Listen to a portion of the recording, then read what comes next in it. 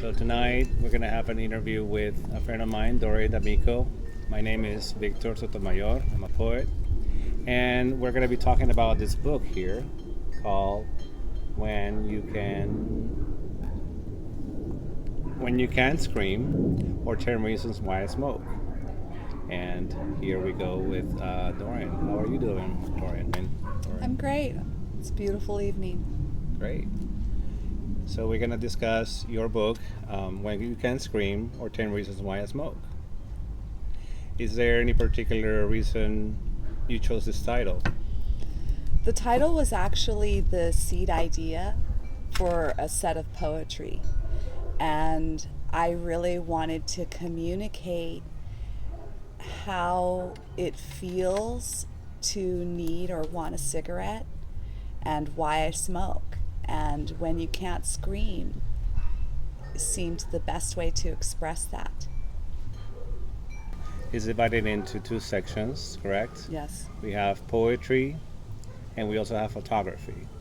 And you mentioned photography is you pick some women from LA, Los Angeles women and artists, and they contributed those pictures to your poems, or you selected the poems, or the pictures that went with the poems, correct?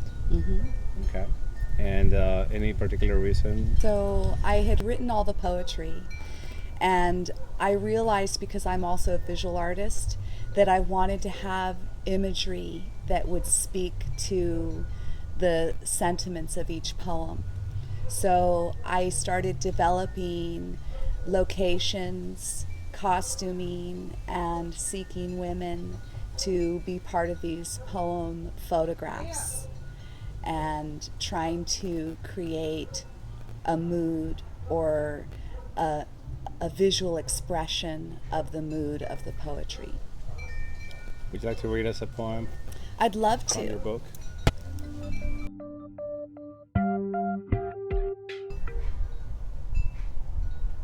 So this is cigarette number 6 in tile and glass cages.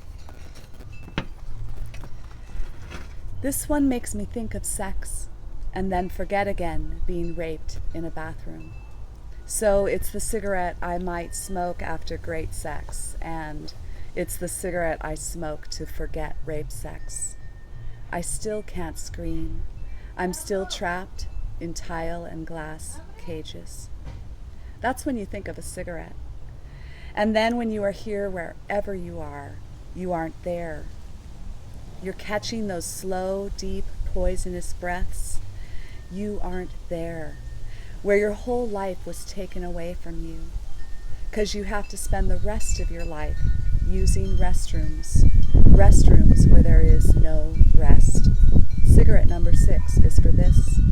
And for after the shower that will never cleanse contaminated brain cells, you get through that hell again to the other side and breathe and maybe cry a little.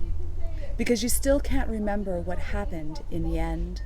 In that big black void you know you forgot because it was real bad.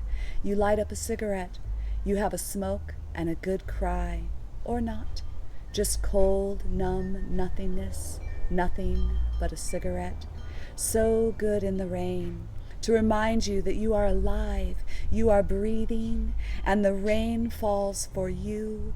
For all the tears you can't cry or can cry, trying to cry away those memories, corrupted, interrupted amygdala dendrites, and how they painted the rest of your life in tile and glass cages where no one can hear you, even if you do scream.